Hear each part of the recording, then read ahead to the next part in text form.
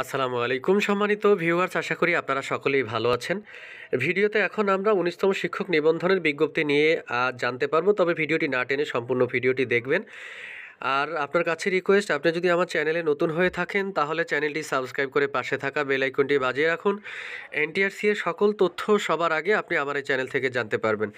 আমরা জেনে আসি যে ১৯তম শিক্ষক নিবন্ধনের বিজ্ঞপ্তি নিয়ে কী জানালো এনটিআরসি। তো আমরা শুরুতেই দেখি যে ১৯তম শিক্ষক নিবন্ধনের বিজ্ঞপ্তি আগামী বছর প্রকাশ করতে চায় বেসরকারি শিক্ষক নিবন্ধন ও প্রত্যয়ন কর্তৃপক্ষ এনটিআরসিএ।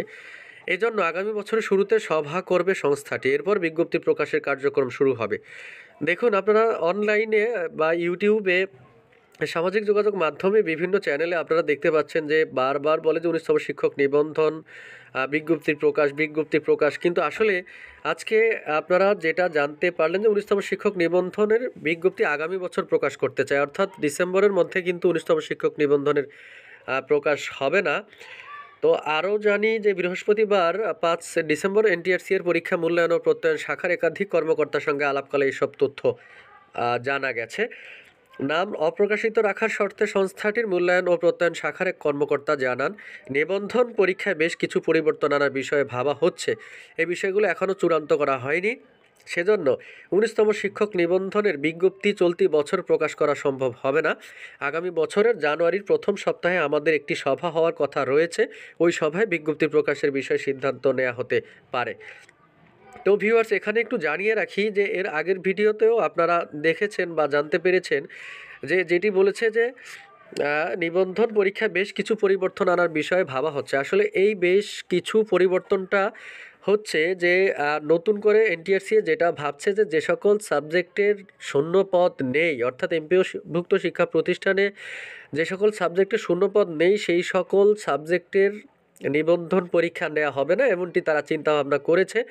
এখন দেখা যাক আসলে কতটুকু সম্ভব হয়, কারণ এটা আসলে আমি মনে করি যে এটা করাতে একটু ভালোই হয়েছে। তবে পূর্বে যাদের নিবন্ধন পরীক্ষা নেওয়া হয়েছে তাদের সময় যদি এরকম সিদ্ধান্তটা নেওয়া হতো, অর্থাৎ ওই সাবজেক্টের যদি শূন্যপদ না থাকতো তাহলে সে ওই সাবজেক্টের নিবন্ধন পরীক্ষা দিতেন না।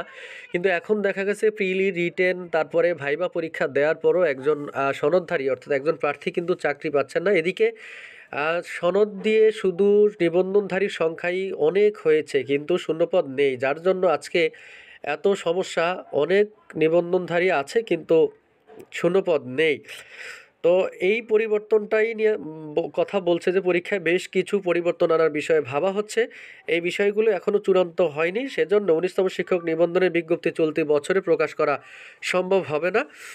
আগামী বছরের জানুয়ারির প্রথম সপ্তাহে আমাদের একটি সভা হওয়ার কথা রয়েছে। ওই সভায় বিজ্ঞপ্তি প্রকাশের বিষয়ে সিদ্ধান্ত নেওয়া হতে পারে।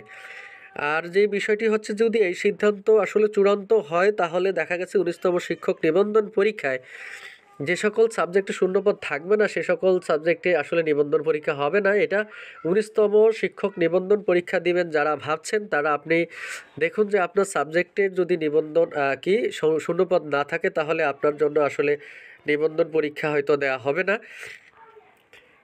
তারপরে কি ওই কর্মকর্তা আরও জানান, আমাদের পরিকল্পনা হলো ১৮তম শিক্ষক নিবন্ধনের মৌখিক পরীক্ষা চলাকালীন ১৯তম শিক্ষক নিবন্ধনের বিজ্ঞপ্তি প্রকাশ করা।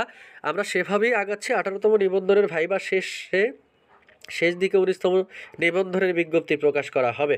অর্থাৎ আপনারা জানেন যে ১৮তম শিক্ষক নিবন্ধনের ভাইবা কিন্তু এখনও চলছে। তো ভাইবার শেষের দিকেই কিন্তু ১৯তম শিক্ষক নিবন্ধন সার্কুলার প্রকাশ হবে। ১৯তম শিক্ষক নিবন্ধনের বিজ্ঞপ্তি প্রকাশের সম্ভাব্য সময় সম্পর্কে জানতে চাইলে এনটিআরসি এর সচিব M Rezwanul Haque the daily ক্যাম্পাসকে বলেন, চলতি বছরে ১৯তম নিবন্ধনের বিজ্ঞপ্তি প্রকাশের সম্ভাবনা কম। বিষয়টি নিয়ে কাজ চলছে। প্রসঙ্গত, বেসরকারি শিক্ষা প্রতিষ্ঠানে শিক্ষক নিয়োগের যোগ্যতা অর্জন করতে হয় শিক্ষক নিবন্ধন পরীক্ষার মাধ্যমে।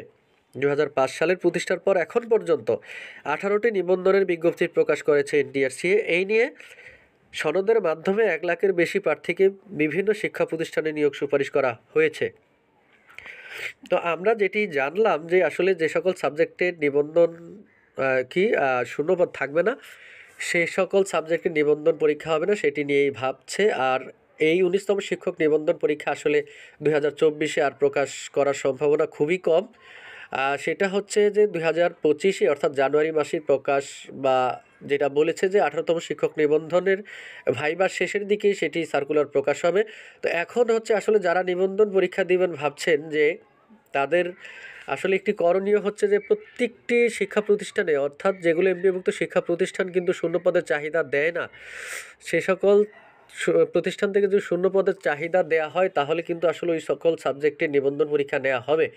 এখন কথা হচ্ছে কতটি শূন্যপদ থাকবে, কিভাবে আসলে শূন্যপদ অনুযায়ী কিন্তু যদি শিক্ষক নিবন্ধন পরীক্ষা নেওয়া হয় তাহলে সেই শূন্যপদের বিপরীতেই কিন্তু সনদধারীদেরকে রাখা হবে। তো দেখা যাক আসলে এনটিআরসিএ কোন পথে, অর্থাৎ যে চিন্তা ভাবনা করছে সেটি কতটুকু সম্ভব হয় সেটাই দেখার বিষয়।